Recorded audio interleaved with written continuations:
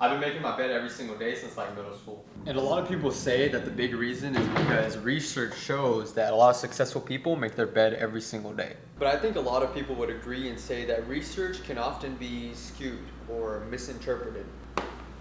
Now, I'm not here to give you a big data set, but I am here to give you a one-of-one example, and you can figure out whether you're still gonna make your bed or not.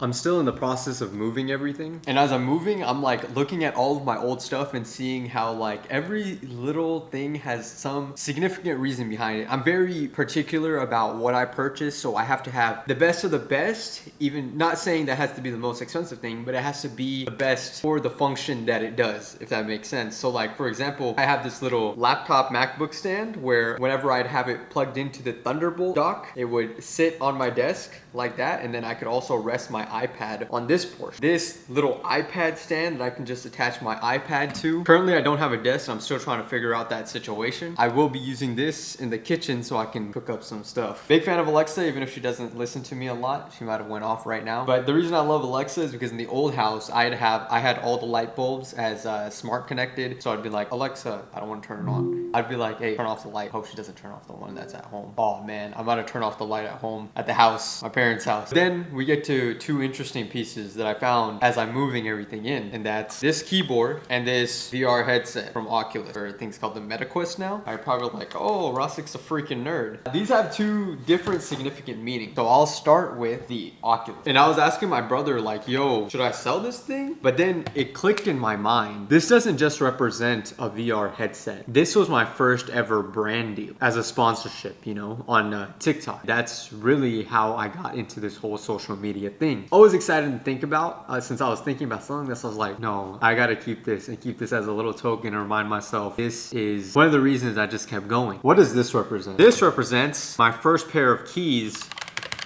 as a software engineer. I did software engineering for the sole purpose that I, as an Asian man, have only three choices in my life. I could be a lawyer, doctor, engineer. Lawyer, I don't like to read that much. Doctor, I'm not a huge fan of biology. So it was the only last choice I had, and that was engineering. But you can tell that this keyboard has a little dusty. Put it short for y'all. I'm done with software engineering.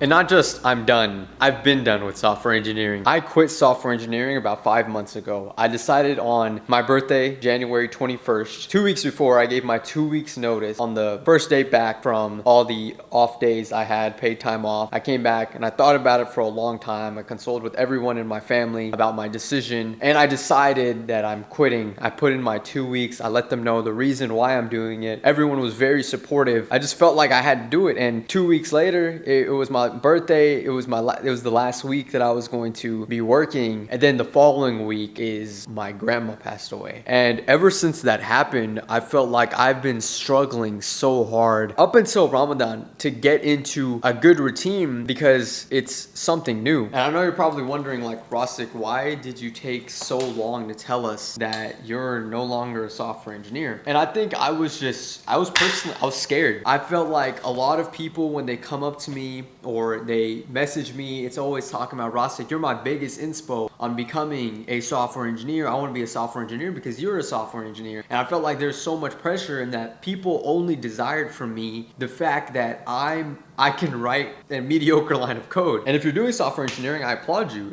Software engineering, computer science, these degrees, they're not easy to get. And I've always said it, that software engineering has never been my goal. You know, I was told because, you know, my parents told me, hey, you need to do something with your life. And I decided to just go in that route. But I felt like I could offer the world more than just ugly pieces of code to another company's code base. I truly did not enjoy it. If you would ask my mom every single day, my entire family, when I'd come home from my job, my work, I was depressed, and I was so just anxious to be home. I didn't want to be there. All I could ever think about is I want to create. I want to keep making the videos that I do for the world to see. And I felt like I have more impact doing that than any piece of code I could write. That's me personally. You know, everyone's on different wavelengths. I say that all the time. It's why I constantly push myself. It's why I always say be 1% better every day. It's why I constantly, no matter how many days, even when I was working the software engineering job, you don't understand how many times I would come home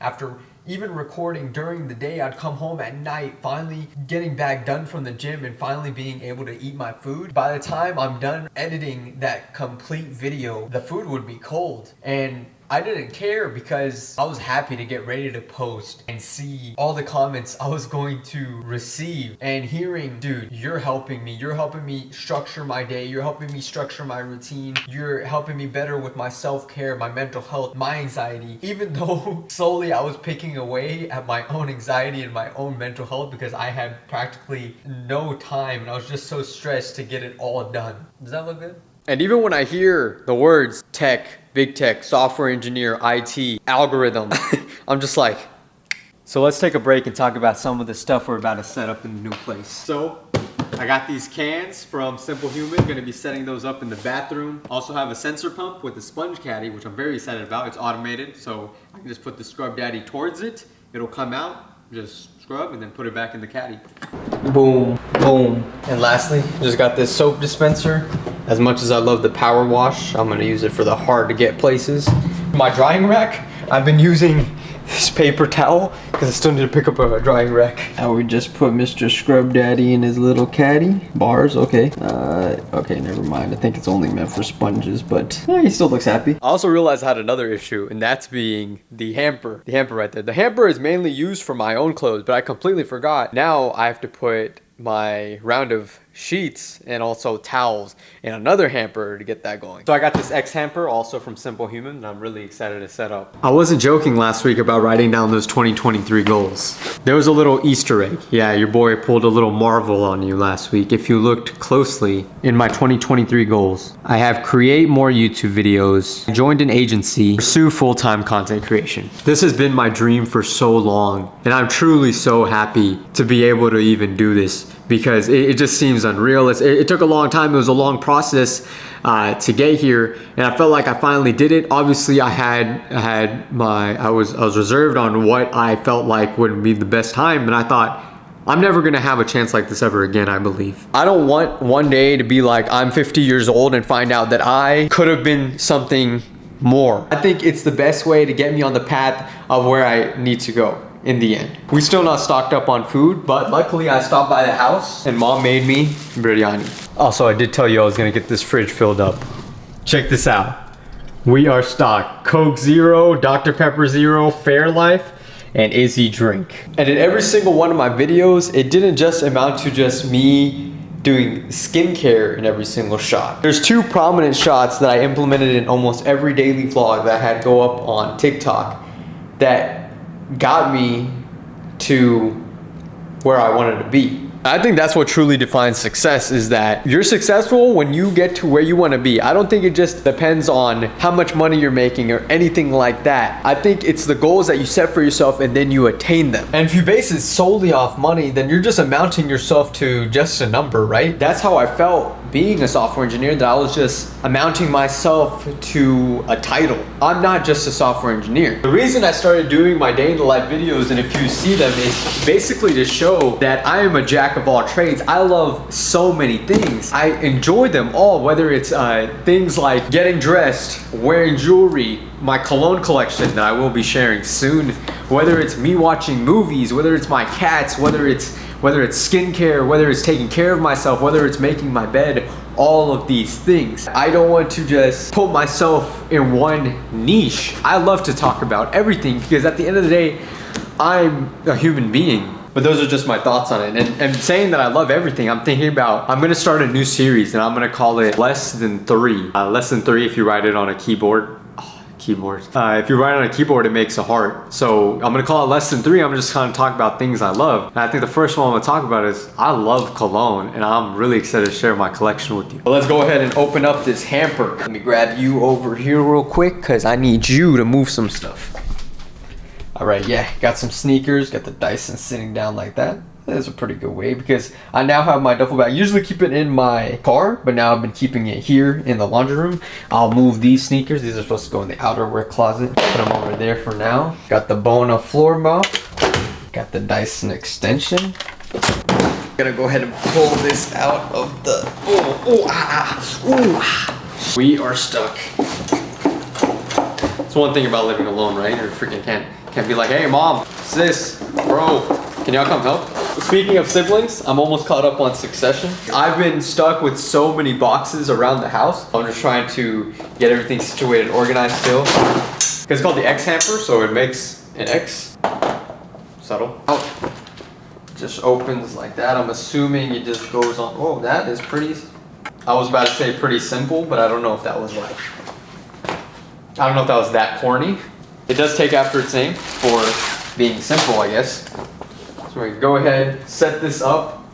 This is a delight. Oh, push down. Okay, that's closed. Take this and just dunk it in. Boom.